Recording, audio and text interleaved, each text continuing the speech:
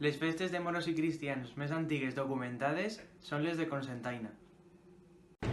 Moros i cristians. Els moros i cristians són una rememoració festiva de les batalles i lluites entre musulmans i cristians durant la Reconquesta, així com les 3 revoltes mudèjars que tingueren lloc en els anys posteriors, com la famosa liderada per Al-Azraq. Aquesta rememoració és comuna a molts pobles i ciutats del País Valencià, en especial les comarques centrals. Les festes de moros i cristians més antigues documentades són les de la Cocentaina. Es té constància d'elles des de l'any 1586 i les segones, les de Cabdet, que daten de 1588.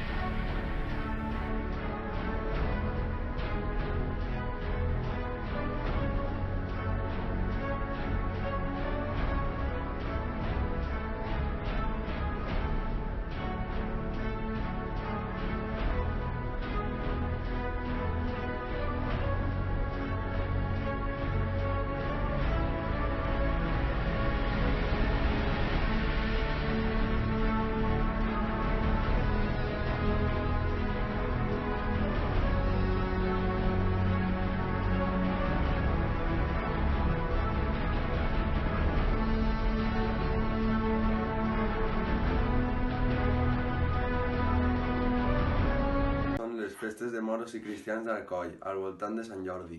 Les festes més reconegudes són les festes de moros i cristians d'Alcoi, al voltant de les festes de Sant Jordi, encara que també són conegudes les de Cocentaina, Beneixama, Banyeres de Mariola, Cabdet, Biar, Callosa d'en Sarrià, Crevillent, Elda, Muro, Oriola, Petrer, Villena, Albaida, alguns barris d'Alacant i en general les de poblacions de gran part de les comarques centrals i les comarques del sud, nord de la regió de Múrcia i est de la província d'Albacete. Cal destacar també les festes de moros i cristians de la Vila Joiosa, en honor a Santa Marta amb el seu desembarc que té el títol de Festa d'Interès Internacional.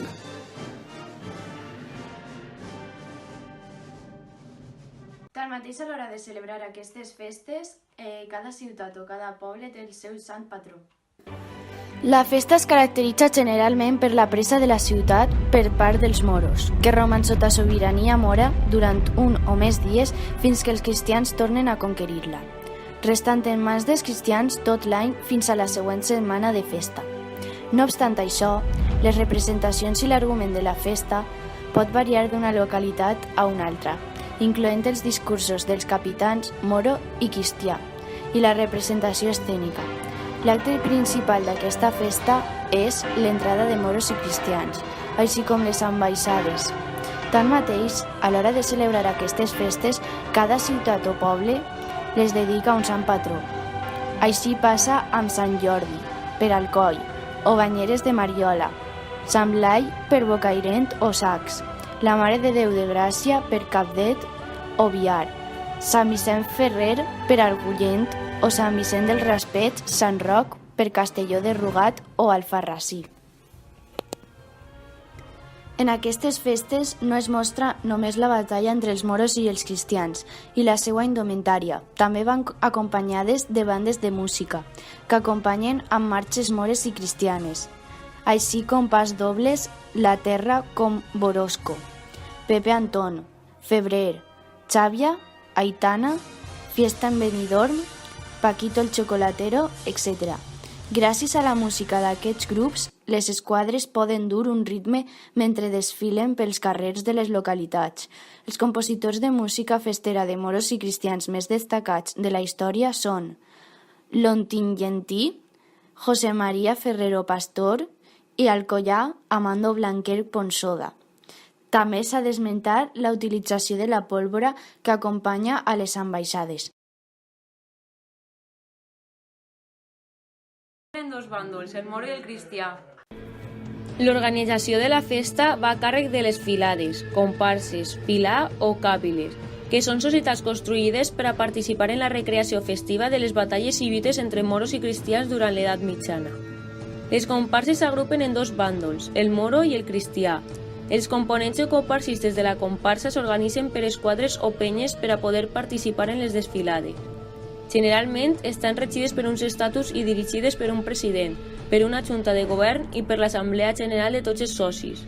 Compten amb la figura del primer tro, que és l'encarregat de representar en la festa cada any la comparsa. A més de les festes, també celebren el mitjà fester.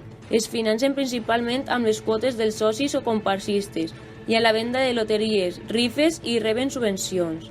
Depenent de la tradició de cada poble on se celebra la festa de moros i cristians, les comparses assumeixen diversos càrrecs, capitans, reis, ambaixadors, banderes, alferes. Durant tot un any es preparen els vestits i engalonaments per a la festa, així com les armes de foc que, tot i que són fictícies, són molt sorolloses. Tot això ompli les localitats que celebren la festa de color i de soroll.